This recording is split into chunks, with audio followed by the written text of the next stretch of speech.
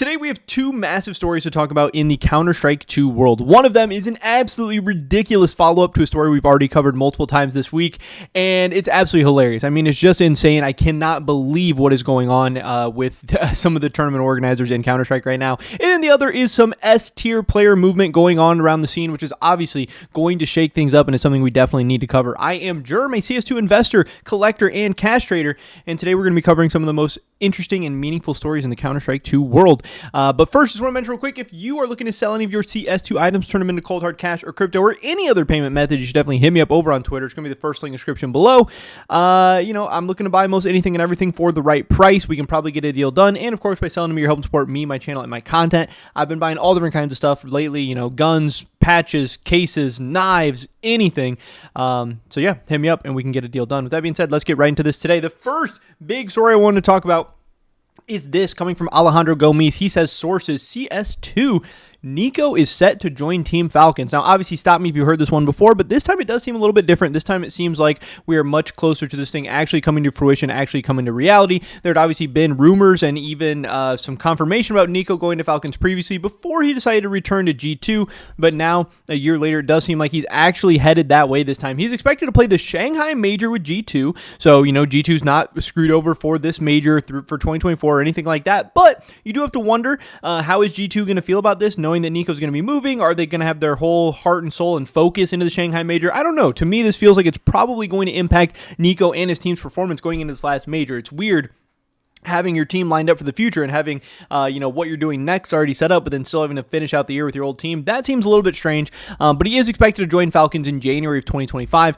The buyout is rumored to be $1 million and $1.2 million, somewhere in there, and it's going to be a 3-year contract. Now, obviously, that is a massive, massive buyout, and we can see for good reason why G2 is going to let him go, only because it's for that kinds of money, and obviously we know Falcons and some of the Saudi Arabian money that's been going around esports lately, that they have that money in their hands, and G2 is going to be getting very, very rich from this deal, obviously. But in return, Falcons is getting what is a top 5 player in 2024 so far. Nico sitting at a 1.17 rating 2.0 does have him in like the top 5, in the top 10 region. Obviously, this doesn't really matter too much with, this is very, very volatile and it's going to change all the time, whatever. You can argue about how accurate or whatever it is. But Nico's been playing very, very good Counter-Strike, and obviously he is set to move on. So Falcons is going to be getting a very, very good player. And here's where Falcons is at right now. With Snappy, Dupree, Magic, Maiden, and Sun Payas, it's going to be interesting to see who they end up replacing. It's obviously going to be very, very interesting to see who G2 ends up replacing Nico with at the end of the day, and that is a big point of discussion where a lot of people are starting to point fingers at Simple being the person that they would love to see G2 go after. Obviously, we've heard Simple talk a little bit about recently how he is getting closer and closer to wanting to make some kind of CS2 competitive return, but obviously Navi doesn't really need him right now, as Navi has been one of the best performing teams in the world, just kind of winning tournaments and making finals and stuff all over the place. But also Simple has said, hey, I have this massive, massive buyout of my contract, so it's not really easy for me to join Navi right now, and it's not really easy for me to go to a different team either. But now, knowing that G2 just got this influx of between $1 million and $1.2 million in cash, now, does G2 have the money or the desire to want to go out and spend that money on Simple? Now, I don't know. Obviously, right now, times are kind of tough economically and in esports especially, so just because you have $1 million or whatever doesn't mean you have to necessarily go out and spend it right away, but G2 does have that option to go out and spend it, or they could just hold on to it and just make a boatload of cash off Nico, but then obviously their team is going to be much worse without Nico as well, and obviously their fans, and I'm sure their sponsors, and just the team itself is going to want some changes to be made. So I don't know. It's going to be very interesting to follow. Falcons, as soon as this news kind of come out, they did start playing some very good Counter-Strike, beating 9Z, very, very handily on this map, obviously. So some people are kind of memeing about that. The players are now playing for their jobs, knowing that Nico is coming to replace somebody. And then I thought it was interesting as well. Yeah, I mean, some of you told me $1 million was an overpay for Monacy when he was 9 years younger than this. So we can see how much Counter-Strike buyouts can really be. Even though we're in kind of this downward period for esports and stuff right now, still money is flying around. And then some other people, there's enough firepower in Falcons to compete with the world's best, says Magisk. The problem is doing it consistently. But people are saying, hey, don't wait. On January 1st of 2025, you're going to be getting plenty of firepower. Now, the other story I did want to talk about with and follow up on is the fact that Paravision's RMR disqualification has now been overturned after appeal. Now, again, if you guys are not familiar with this story, Paravision, they played in the RMR, or in the one of the qualifiers. They qualified for the RMR. Then the next day they get disqualified because they had, they came out the Perfect World CS came out with the statement of like, hey, you guys had a coach that is banned, or he's like on our list of bans. He was in the room with your team. You're now kicked out. So now, hey, Bleed and Koi and Monty, you guys are back. You guys are gonna be playing like a little 3-team tournament to see who gets their last spot, because Paravision, your guys are gone. You guys are disqualified. Obviously, this was really crazy. People had a ton of questions about this. Whatever. But now, apparently Paravision has appealed it and has now been overturned. So now Paravision is back into the RMR qualifiers, and Monty, Bleed, and Koi are back out. So this is very interesting actually for the investing markets, because I had said previously, since Koi and Monty and teams like that weren't going to be qualifying for Shanghai, you might actually want to go out and buy their stickers, or Copenhagen, or their pair stickers, or whatever, because they're not going to be getting a new borderless sticker, so it could be good for those stickers in the long run. But then now there's a chance that either Monty or Koi was going to be back, so now it was like, hey, be patient, wait, see what actually happens.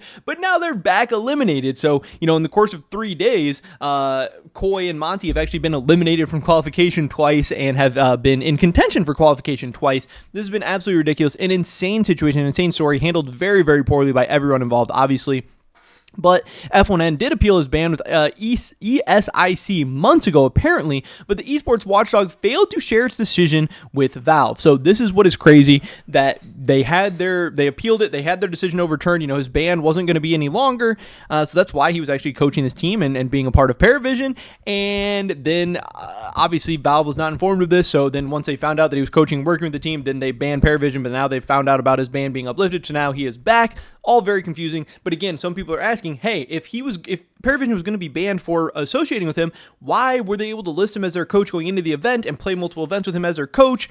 This whole story really makes no sense. And I know a ton of people are blaming ESIC, but there's way, way, way more people to blame for this whole situation. I mean, the fact that if they were going to eventually ban the team for being associated with him, why was he ever able to be listed as their coach in the first place? This makes absolutely no sense. This has been the most ridiculous, insane story, but it does definitely show some pretty gross negligence and poor tournament organization from a lot of different people, and stuff like this needs to get cleaned up and obviously needs to stop happening. This guy, James Banks, says, what a mess, more failings from ESIC, which again, they are definitely to blame for this, but I don't think they're the only ones to blame for this situation. Stress caused to all Paravision team, and now heartbreak to the teams given a last chance that has now been taken away. It's not a good look at all. Launder says, disgusting from ESIC. F1N appealed his ban with the ESIC months ago, but again, they didn't actually tell Valve.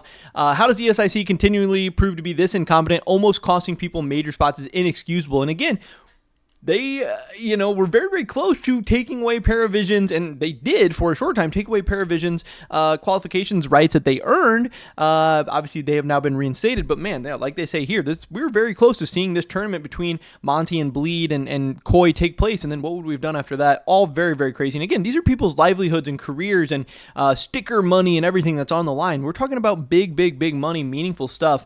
We did have Kassad, the head coach for Bleed, also tweet out this. He said, for the record, we never mentioned or asked for anyone to be disqualified, ever.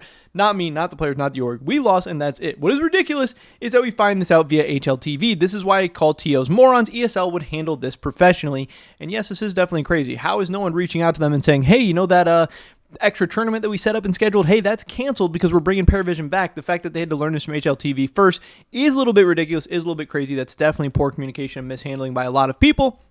By the way, ESIC doesn't even have the original ban matrix annexes for the coaches' bans up on its website anymore. The links from the announcement are defunct. Absolute clown show that as an integrity body, a list isn't publicly available or updated. So again, like I said, ESIC is definitely to blame for a lot of this. They definitely dropped the ball in a big way, but there is definitely more people to blame here and more people who have mishandled and mismanaged the situation. But as of now, Paravision is back. We can take a look at the European Closed Qualifier A, which is, I believe, the one they qualified from. Again, this has not been updated on Liquidpedia yet, but again, Paravision will be slotting back into this top 8, which did qualify for the European RMR.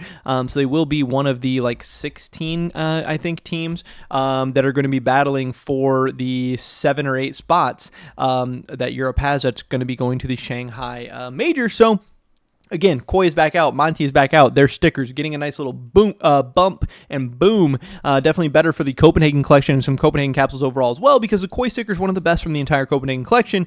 And seeing a new Koi sticker in the Shanghai, that would be bad for Copenhagen overall. So yeah, I don't know. It's insane situation. I can't believe that like there's 3 or 4 days in a row where I'm talking about teams being eliminated and brought back and eliminated again, but this is where we're at. Lots of big news going on around the CS2 scene right now. Some of it meaningful, some of it crazy, some of it interesting, and some of it just downright ridiculous. But that's pretty much it for this video today, guys. Hopefully catch you in the next one. Until then,